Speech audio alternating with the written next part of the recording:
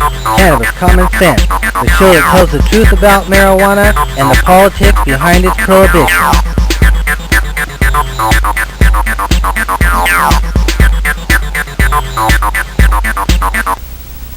Hello, welcome to another exciting edition of Cannabis Common Sense. I have a great show for you tonight. Standing by in the wings, Mr. John Cornett is back and ready to play some music. How are you, John? And sitting right here next to me is Casper Leach. I feel the force. I feel the force too. Let the force be with you. Okay, your tie looks good there, Casper. You got the microphone. Anyway, we are going to bring on those infamous dancing cannabis leaves any second now. Here they come. Nanu.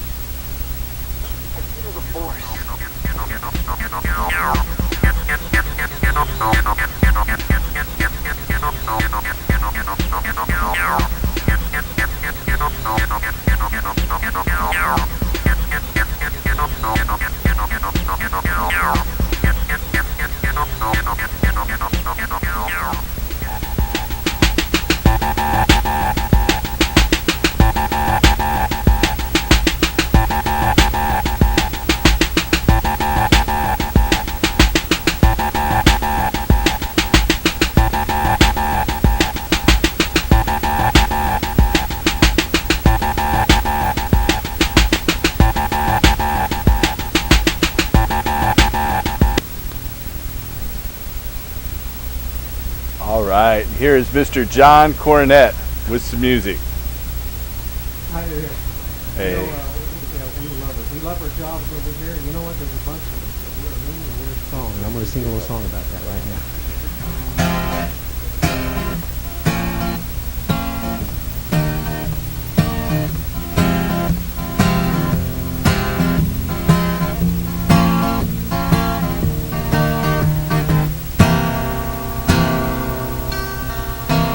There are many, we are strong.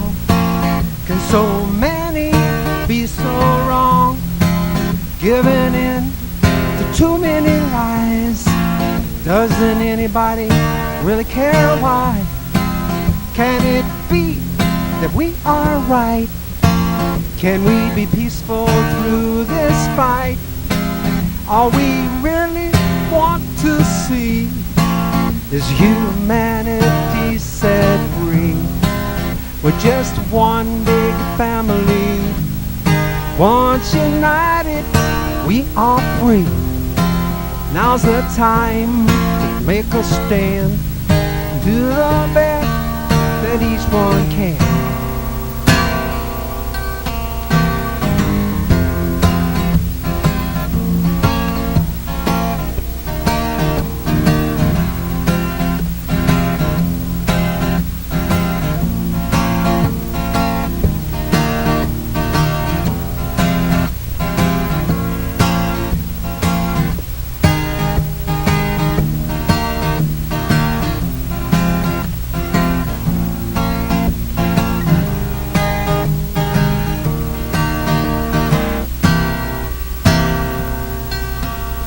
Once awakened, we will see the potential of infinity.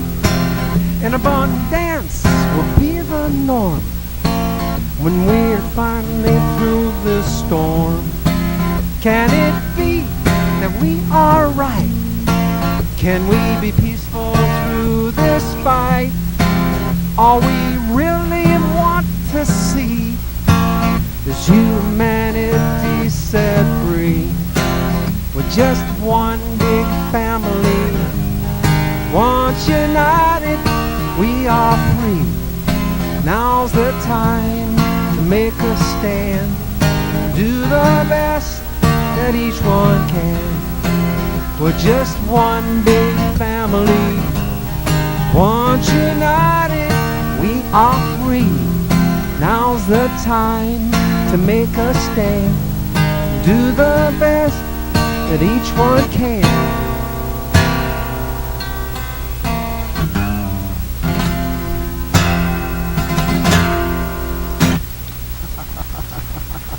Thank you. a nice song there, John. An original one, I know. Hey, welcome to the show, Casper. Thank you very much. Well, it's good to be here. Good to have you here, and it's good to have you here tonight as well. We are taking your calls if you've got a question about cannabis, whether it be for adult social use, for medicinal use, or industrial use. Give us a call at 503-288-4442. That's 503-288-4442. We'll be taking your phone calls right up to the top of the hour. How was your week, Casper? Busy. Absolutely busy. I just don't have enough minutes in my day. That's the tune so many of us are singing these days. You know, the time just keeps flying away. There are a lot of changes going on. You know, we're coming up to the last implementation day of legal marijuana here in Oregon. It's coming up on July 1st. However, there's a part of the bill that said it went into effect back in December. That's the part I adhere to. But there's another part of it that said it goes into effect on July 1st. So there's all kinds of talk about having parties. I've been contacted about sponsoring parties. I know the Willamette Week is hosting a party. The Stony Girl Seeds, they are giving away free seeds for people who come to their store on July 1st. There's a lot of different events taking place. A lot of things to celebrate around the end of marijuana prohibition. But while all this is going on, the legislature has been in session, and they created a joint committee. They all laughed about calling it a joint committee. I know you like that one, Casper. I love But that they created a joint committee of senators and House members. They called it the Joint Committee on Implementation of Measure 91. However, here they've been in session for more than 5 months, and they haven't really talked about implementing Measure 91 at all. What they've really talked about is gutting the medical marijuana law. And Measure 91 says explicitly that the medical marijuana law remains the same. But the legislators seem to think that the law we passed is just a empty slate, and they can fill it in any way they want. And so we've got to let them know that we're not going to allow that to happen, or we'll see something like we've seen happen across the river in Washington State. Now, is that because they're illiterate or they're just mean? It's more the latter. All right. They are relatively literate people to get into the legislature. I mean, I'm not out there testing all of them, but I think they're literate. I don't know if mean is the right word. I think some of them are corrupt, and they're swayed by money that comes into their political system. Oh, good job. An even larger number of them are misinformed and ignorant when it comes to cannabis. Like you know, most of these shows viewers realize that marijuana is God's greatest gift to humanity. It's the oldest crop. It's been cultivated over 12,000 years. It's the most productive crop. It produces more fuel, more food, more fiber, more medicine, and more fun than any other plant on this planet. And it's just been lied about to benefit the petrochemical, pharmaceutical, military, industrial, transnational, corporate, elite, crony, capitalist ruling class. They created that's the gate. I was getting my own spin on it. And so they have sold, they bought this, or some of them pretend to believe it, but it's really about this. This is our hemp flame of freedom. It's a hemp oil shot glass with a little hemp wick. Here's next week's hemp wick. And it shows that hemp is an illuminant. It can be used as a fuel. And this, you can pour this right into any diesel engine and turn the key, and you can drive. And it will, once we adopt hemp fuel, it will have a byproduct of hemp fiber, so we won't have to cut down our trees anymore. And we'll have so much food, we'll wipe out world hunger. So hemp is the solution to many problems. And not only that, it helps depression, and it helps gastrointestinal ailments. The list goes on and on. It helps chronic pain patients. So we're talking about the oldest, most productive crop, and God's greatest gift to mankind, if you believe in that sort of thing.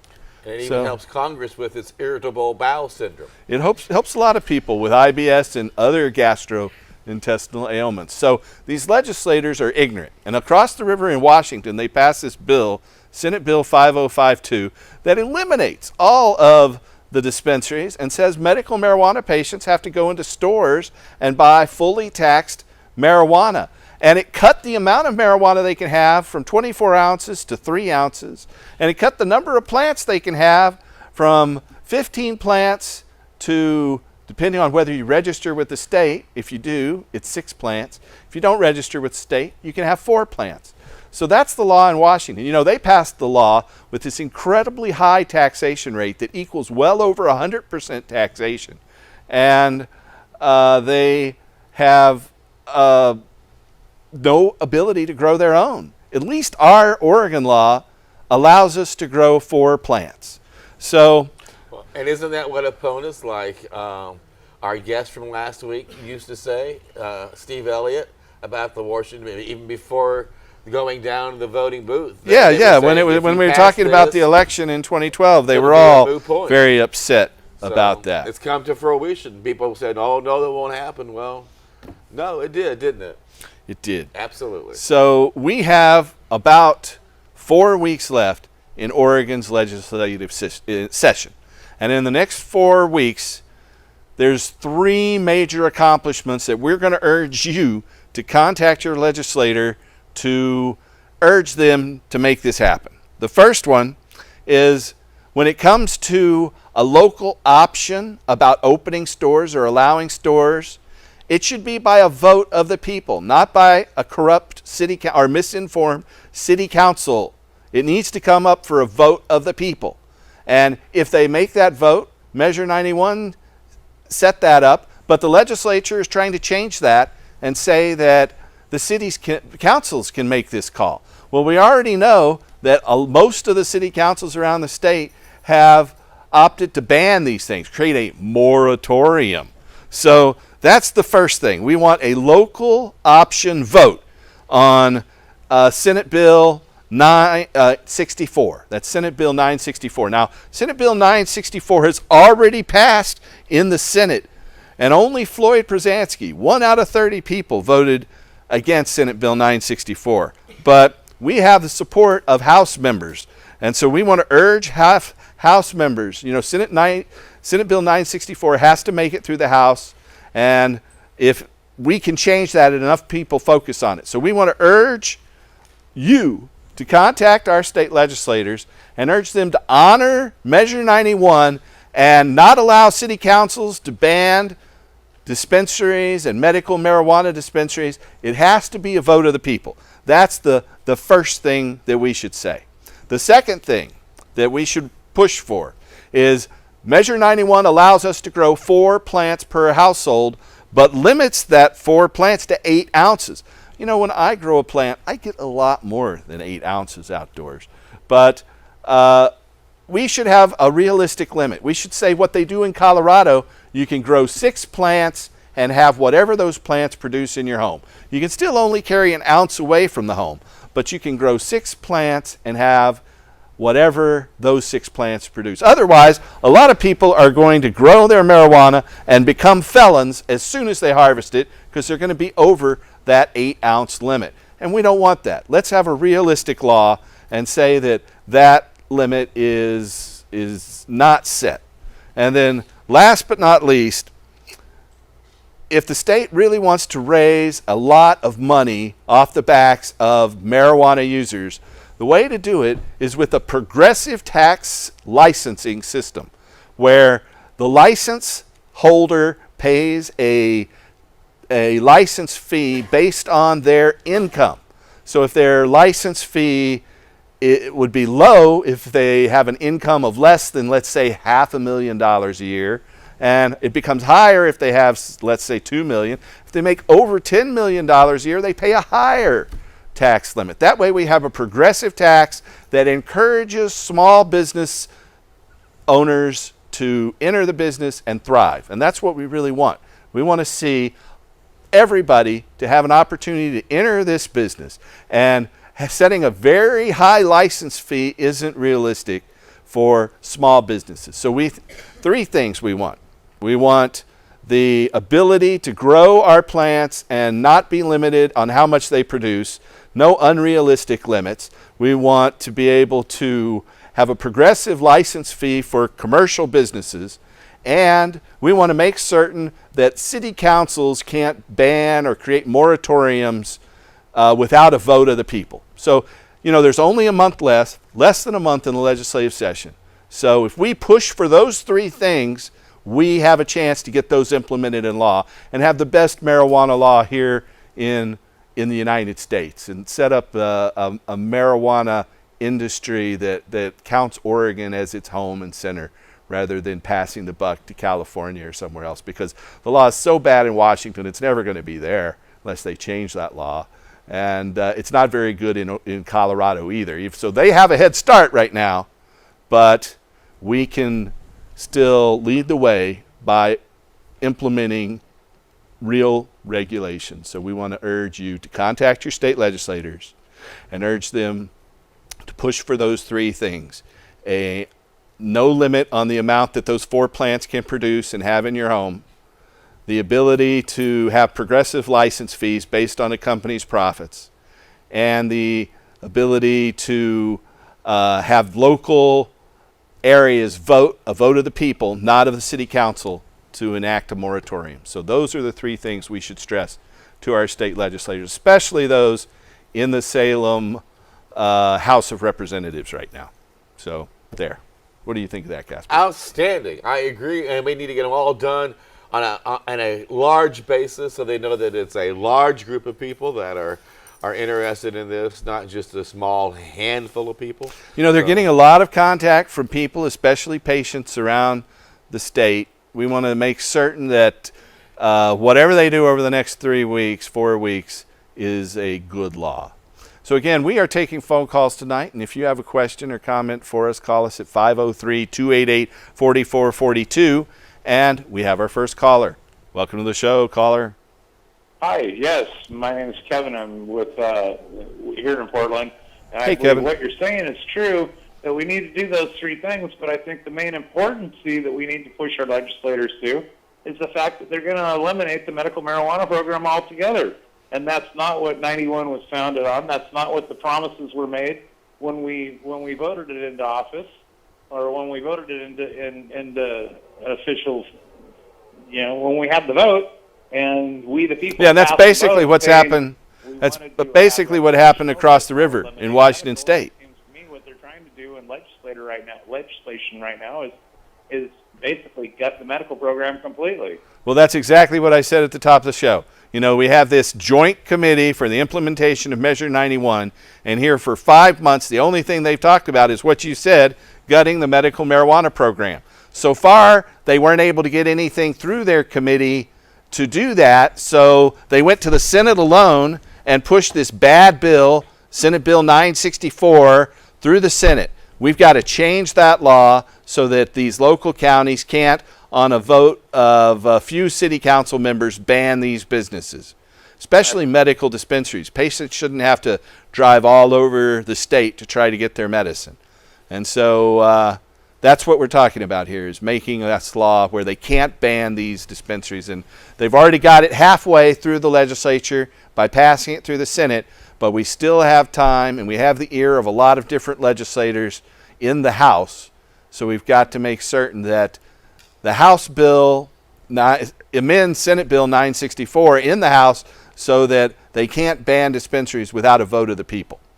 Yeah, but what they're also doing when we go in and try to voice our opinion in council meetings is they're kicking us out, like they did when they Exactly. regulated the cities. Exactly. That's why we can't allow the council members to do that. I would say Clackamas County, they refused to let anyone speak. They already had their minds made up before we even got there for the question answer session.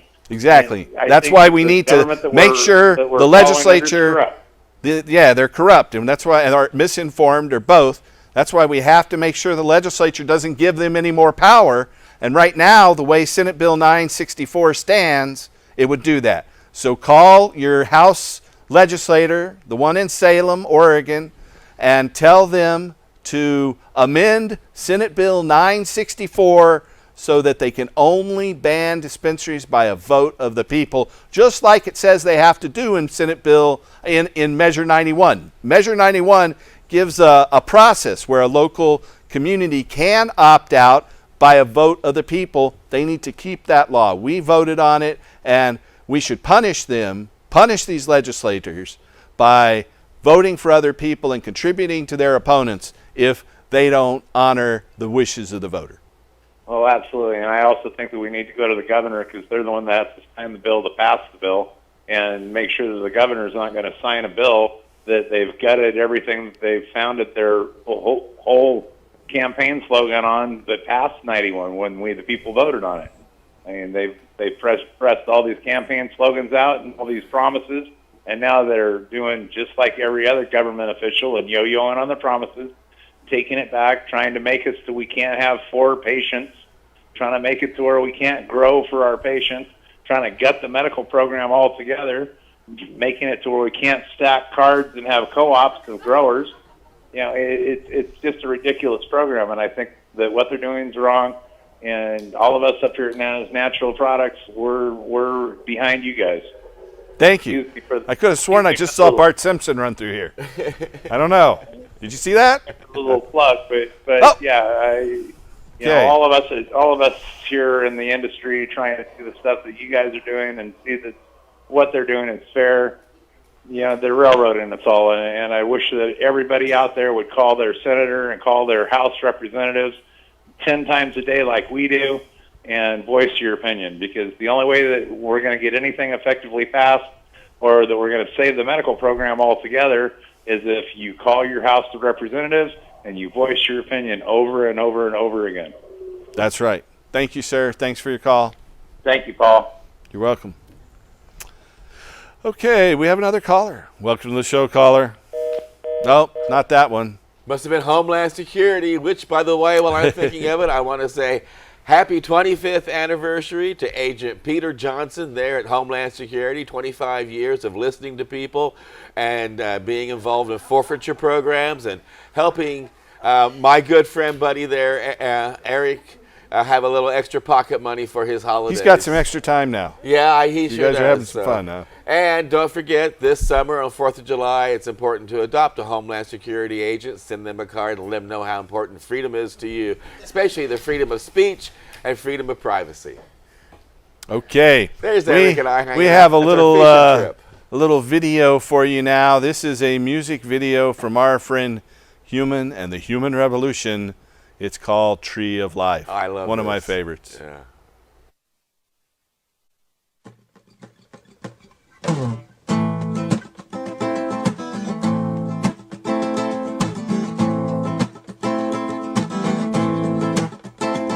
want to tell you all a little bit about a plant I know that can save the world. It grows long and tall and has flowers that can make your mind swirl. It's a funky plant with a fiber that is resistant to rain and mold. It's the strongest plant fiber known to man, the best rope you'll ever hold. Well, the pioneers covered up the wagon trains with the canvas made of hemp. And Washington and Jefferson grew it on their farms and said to make the most of it. The first stars and stripes were sewn on hemp, the first Constitution too. It's around the world for food, fiber, oil, medicine, and fuel. But if we press its seeds, we won't have no need for any other oil. We can make paints and inks, we'll run our car, we'll go back next season, it'll fix the soil. The most nutritious seed we can put in our mouth with omega-6 and 3. We can feed the world with the tree of life and live sustainably. But if we cut down all the trees, we won't have nowhere to breathe. Grow fields of hemp instead. We can make our paper, build a house from it. It's the goddess plant growing wild and free, living the way that we ought to be. Gonna leave my children a better world than my ancestors left me. Whoa, whoa.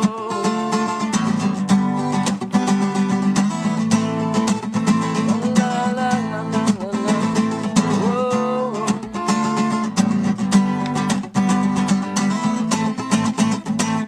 Well, the flowers of the female hemp plant make the best medicines on earth.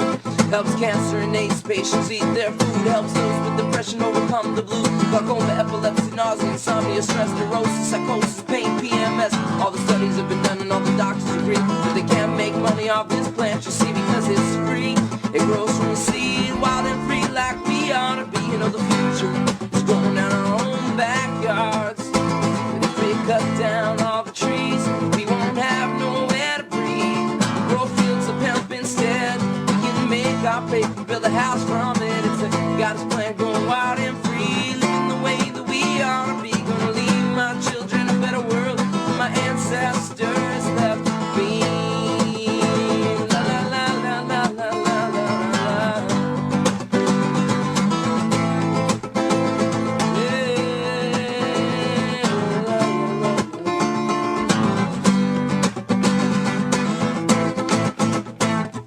So in this modern day and age, when we seem to lack spirituality, this one single plant can bring us back almost 10,000 years in history. To the Shiva, Puranas, the Jesus, the Christ, to the Buddha, the pagans, the goddess, the light. To commune with all the animals, commune with all the trees. To realize the goddess seekers inside me. Is the earth is a mother, we gotta take care of the earth. The earth is the mother that gives life birth. And we can heal all our relations with a single green plant. We can start right now. But if we cut down all the trees, we won't have nowhere to breathe. Grow fields of hemp instead. We can make our paper, build a house from it. It's the goddess plant growing wild and free, living the way that we ought to be. Gonna leave my children a better world than my ancestors left me. Whoa. Yeah, la la la la la la. Whoa.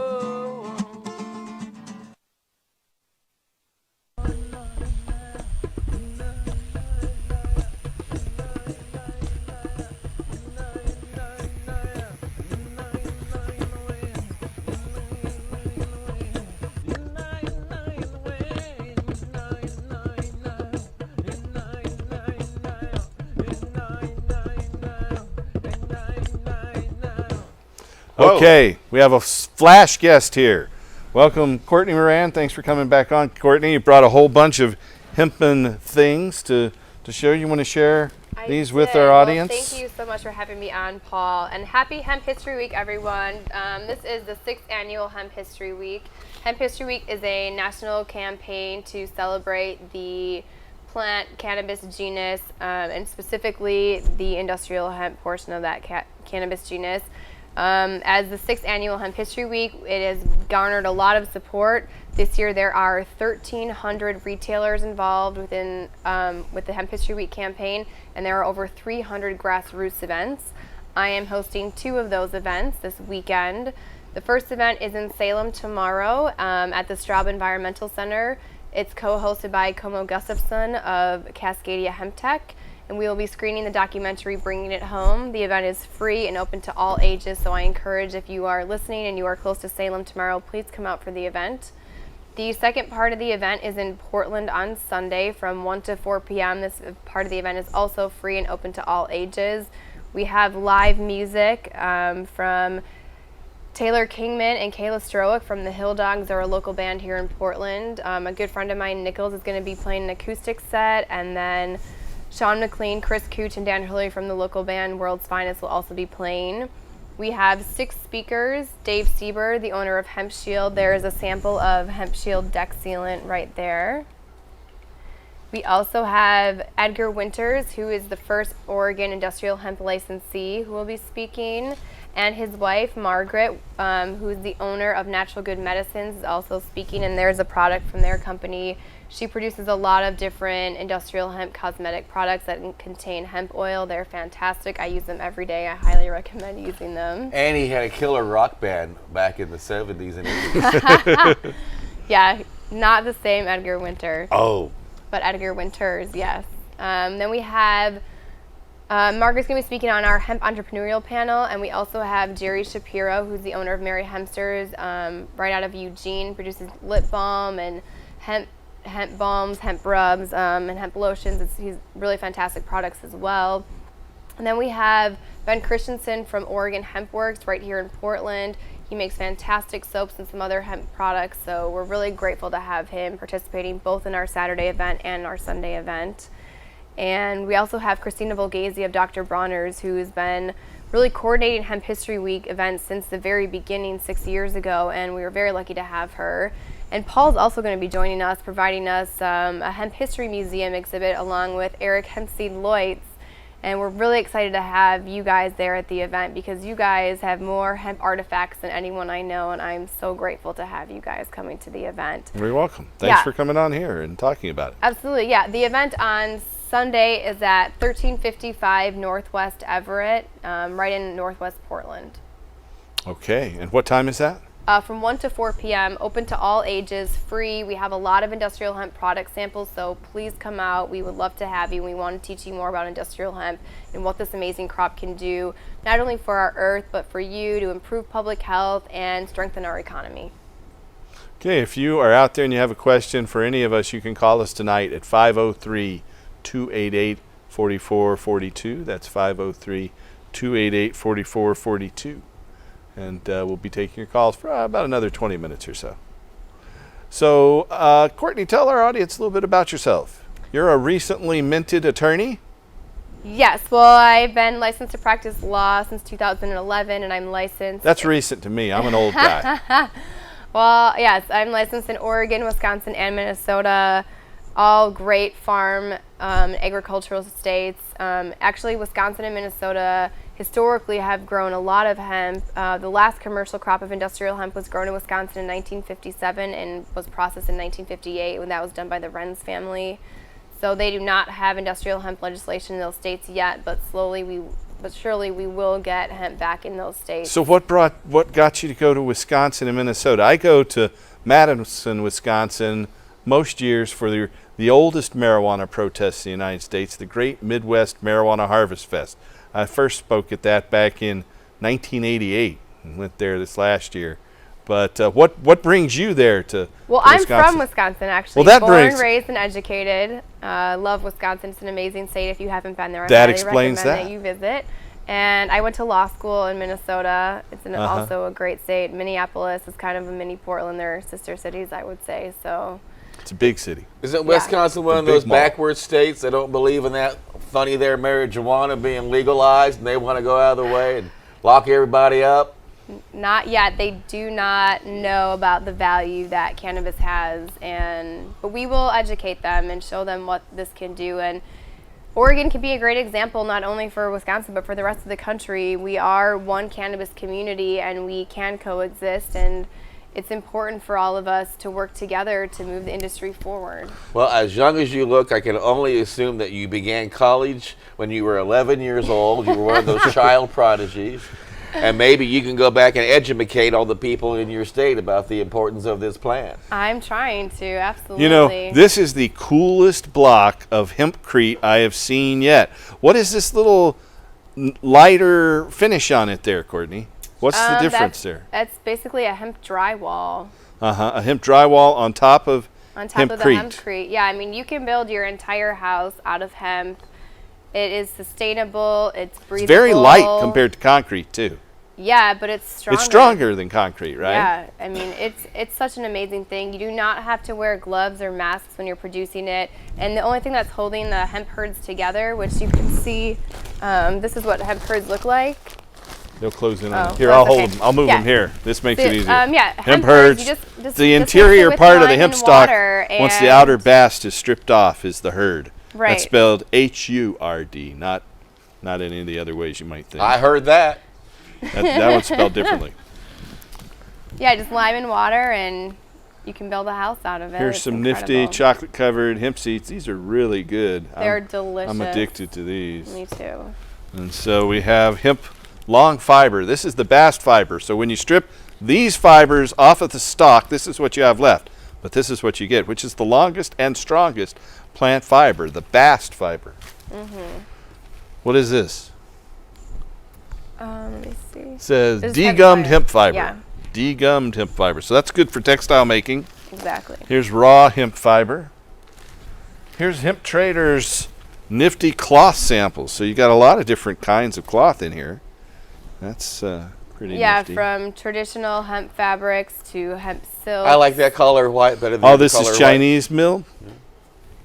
Majority of the the hemp fabric that we get is from China. They have never outlawed hemp cultivation, and they really are the dominating country. If in you hemp go to the production. Great Book of Hemp on page 3 and 4, it says my companies here in Portland, Oregon were the first hemp companies to import hemp paper and hemp fabric into North America. Yeah, long this time is ago. Doug Fine's most recent book, First Legal Harvest. It's all printed on hemp paper.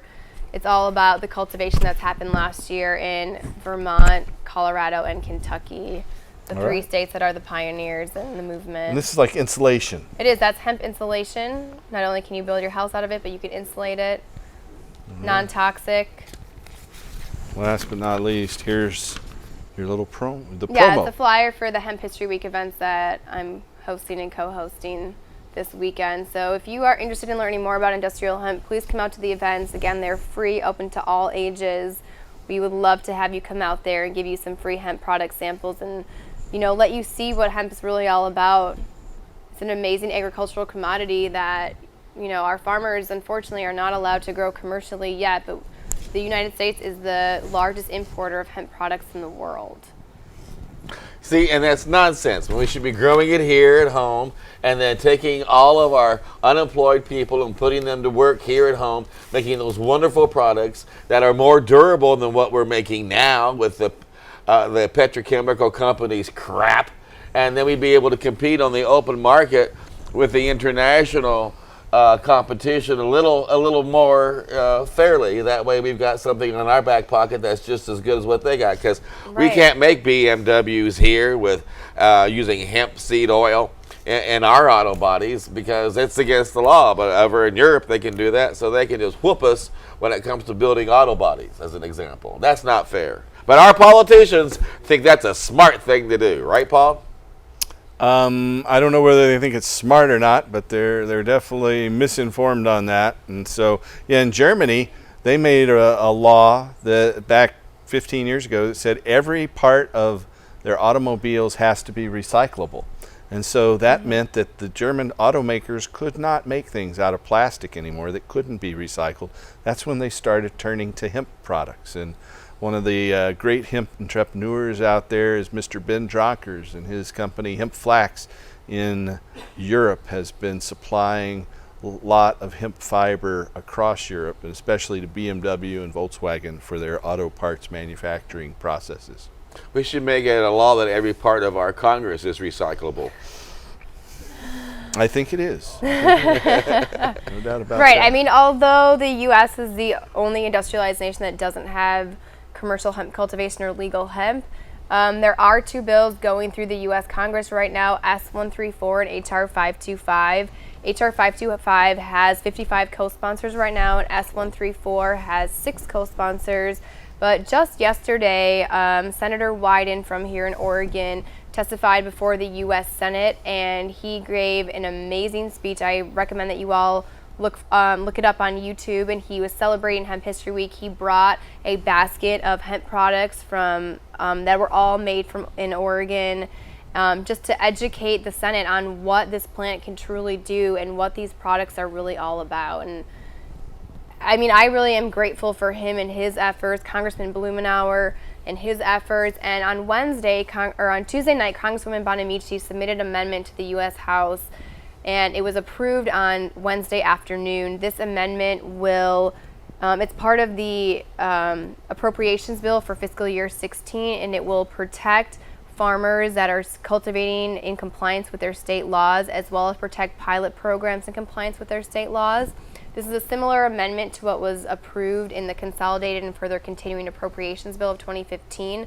Section 539 specifically says that the DEA and DOJ cannot use any funds in contravention of Section 7606 of the Agricultural Act of 2014, which is also known as the Farm Bill.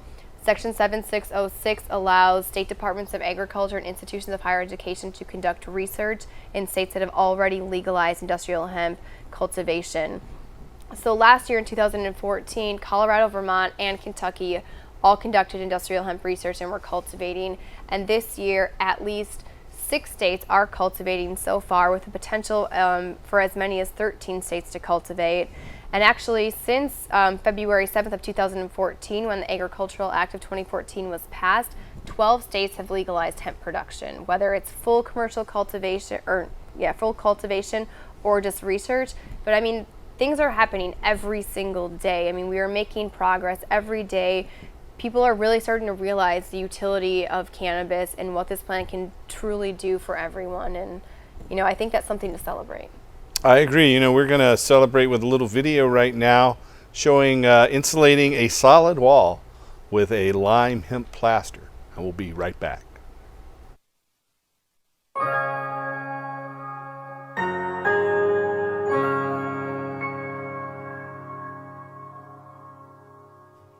So tonight we're making a start on the lime plastering using the lime hemp plaster. We've already made a start in this room a few days ago. So as you can see here, you've got two stages. You've got the first layer that's gone on the rough side there, and this final section here went on 2 days ago now, and it's been put on as flat as possible, ready for the lime skim afterwards. Here you can see where we've taken off all the lime plaster, and any loose lime mortar has been picked away to give a good key for the new lime plaster to stick in.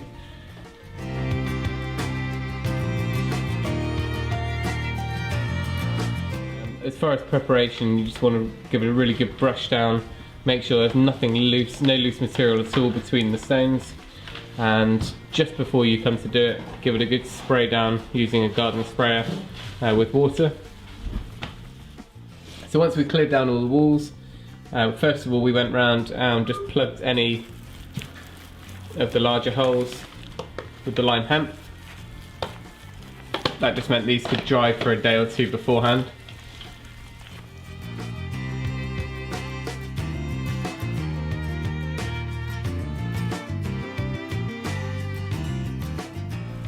So even though you can put the lime hemp plaster on in around 25mm thick in one coat, we've decided to do it in 2 coats just because we found it dried a lot quicker and seemed to be a lot easier to work with that way. So this is the first coat going on, probably about 15mm thick, just really evening out all the stonework. We've done it with kind of fingertips, so it's left a dimpled sort of effect, which gives us a really good key for the final layer that goes over the top. Once this first coat goes on, we left it for a couple of weeks to dry, and then put the second layer of lime hemp up, much smoother this time, getting it as flat as possible, and rubbed it down with rubber gloves and also troweled it over to get it nice and smooth. We then ran a couple of nails over it to key it ready for the final skim.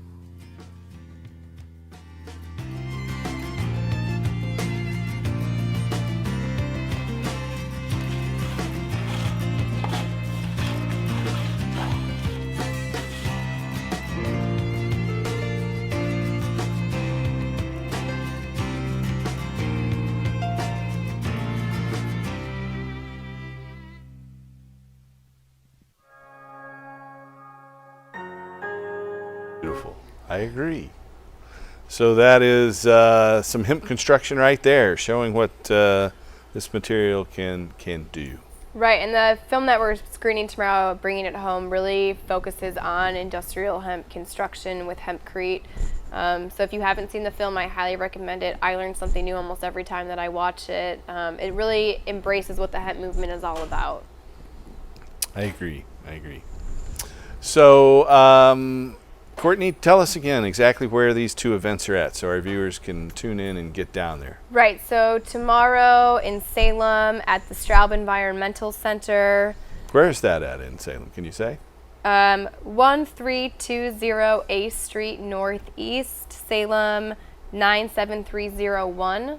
And then on Sunday, the event is at 1355 Northwest Everett 97209. All right, thank you. We have a caller. Let's go ahead and take that question. Go ahead, caller. Oh, thank you for taking my call. Do Sure. they make hempcrete cinder blocks, like concrete cinder blocks? And are they cheaper? You can't get them yet, right? I don't know anybody who's making them and producing them yet. The fiber's kind of hard to get. It isn't readily available, don't you think? Yeah, Courtney? I mean, it can be imported, From- definitely. Are there cinder blocks that can be imported? I don't know about cinder blocks specifically, but I know that the materials can be imported and you Right. can build your house out of it. It is a little bit expensive just because of the transportation costs, but it is feasible, it's possible. But that's why it's so important to allow American farmers to cultivate industrial hemp so that we don't have to be dealing with these transportation costs and we can be growing it right here in our own soil. Let the American farmers participate in this market and we can be sourcing our materials locally. There's an economic opportunity for you. Just go out there and start making hip cinder blocks and selling them. I'm thinking about that. Thank you All very right. much. You're welcome. Thanks for calling. Well, I want to once again reiterate before we go away that our legislature is in session and the Joint Committee to implement Measure 91 has in fact been trying to figure out how to gut the medical marijuana bill. And they couldn't get that through the Joint Committee on Measure 91, even though they debated it for 5 months. So instead they went to the Senate. They were able to pass Senate Bill 964 through the Senate. We only had one lone senator, Floyd Przansky, who's been who helped pass the hemp bill back 8 years ago. But we want you to get active and contact your Oregon legislators. Contact them and tell them to alter the current wording of Senate Bill 964 so that city councils can't ban or enact a moratorium without a vote of the people. Measure 91 outlined a process where localities could ban cannabis dispensaries and commercial sales. And that was by a vote of the people. We need to honor that. So number one, we need to contact our House reps and tell them to change Senate Bill 964 so it respects the will of the voter and only allows a ban based on a vote of the people. Number two, we need a progressive license tax. A business that makes $100,000 shouldn't pay the same license fee as a business that's making $10 million or more. So we need a progressive license tax that encourages small businesses. And then last but not least, we need to make certain that people who grow their 4 plants at home can keep everything they grow, and that it isn't limited to 8 ounces, because I can grow a plant that produces a lot more than 8 ounces. What do you want to do? Throw it away? Burn it? That's not right. We should be able to keep, like they can, and there's one of my plants there. We should be able to keep everything that plant produces. And so those are the 3 changes that we want. Now, if we push for those 3 things in the final month of this Oregon legislature, we can get those things through there. So remember, change Senate Bill 964 so that they can only ban stores based on a vote of the people, progressive license fees, and increase the amount of marijuana allowed to keep at home to be whatever those 4 plants produce. And that'll make the law a lot better. Don't you agree, Casper? Absolutely. And again, call in droves, write in droves. If you got nothing better to do, get some signs made up and go hang out in front of the homes of these people. And Well, go down to their office and set an appointment and talk to them one-on-one. All right, even do that. That's better than hanging out in front of their homes. We don't want you to go harass them in their homes. We want you to go harass them in their office. You're always so nice. Yeah, I've been harassed in my home. That's one thing. We have a studio audience here. If you want to come down and watch the show, come on down to 2766 Should we North post the phone East. numbers and the addresses of the offices and the phone numbers of the people that need to be called so that our audience? Well, will we have probably easier should, access? but we're not going to do that in the last 5 minutes of the show. I don't think we'll be able to get Maybe that the typed next- in there. maybe the next Yeah, show? next week. You There's can just look on the legislative website and you can get phone numbers and email addresses for all of our representatives. and there is senators. one number you can call that has that. 666? No, that's different. Oh, I figure that's Congress's phone number straight up. No. No. I'm going to look it up while we're talking. So, Courtney, give them how they can reach you and get in touch with what you've got going on. What's your contact information? Yeah, this month I'm actually getting published in the Fordham Environmental Law Review. So if you would like to learn more about Canadian and U.S. industrial hemp law, you can check that out at fordhamelr.org. If you want to reach me, you can send me an email at courtney@earthlawllc.com, or you can give me a phone call, 541-632-HEMP. That's 541-632-4367. If you want to learn more about industrial hemp, please come out to the events this weekend, in Salem tomorrow at the Straub Environmental Center, or on Sunday at 1355 Northwest Everett. And to support the industrial hemp movement, please become a member of the Oregon Hemp Industries Association. It's only $50 for an annual membership, and you will have free entrance to any of our future events and be coordinated with all of the other members throughout the state. And really, you can help build the industry in Oregon and move this forward and help all of our farmers improve public health, improve our environment, and strengthen our economy. How's our multi-billion-dollar lawsuit against the city going for last year's event? I'm not sure. How is that going? I'm not sure what you're talking about, Catherine. I thought you were dealing with that. I No. thought she was the lawyer for that. No, and it's not a multi-million-dollar lawsuit. We're just trying to be able to have our hemp stock festival, and Whitty's actually the lawyer who's pushing that through, and so we're waiting on word from Multnomah County judge so we can say exactly what that is. Now, if you want to call the Oregon legislature, the number is 503-986-1848. That's 503-986-1848. Hey, there's their website. 503-986-1848. Call our legislators and tell them don't pass Senate Bill 964 in its current form. Allow a full vote of the people before banning these stores. Allow people to keep everything they grow from their 4 plants, not just 8 ounces. And progressive license fees. Those are the 3 things we want to. And let them know that you heard about all of this on Cannabis Common Sense, and that they should also tune in weekly to get better educated. And let them know that you support industrial hemp cultivation in Oregon. There you go. So, Casper, you want to give a plug for your radio show? Time for Hemp Global Broadcasting Networks, found at timeforhemp.com, Tumblr, SoundCloud. We got a Google Plus app that you can download into your smartphones and enjoy, a Yap app that will help you follow us on Twitter. We've got a new Word Plus app that you can use if you're building your website and using WordPress.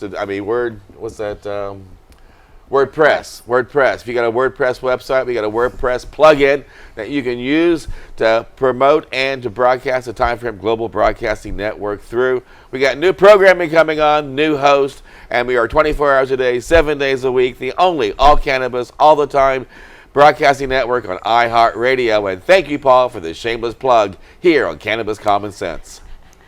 Okay, and last but not least, if you or a loved one needs a doctor anywhere in the United States that can help you get a medical marijuana permit, call us toll free at 1-800-723-0188. It's 1-800-723-0188. Or if you're here in the Portland area, it's 503-281-5100. I want to thank you guys for watching. Thank you, Courtney. Thank you for having me. Hey, I'm glad you made it there. I know you had to dance in from that big meeting with Earl Blumenauer. I want to thank John Cornette. We're going to go out on a great song of his and help us restore hemp. Breathe in the air. Don't be afraid to care.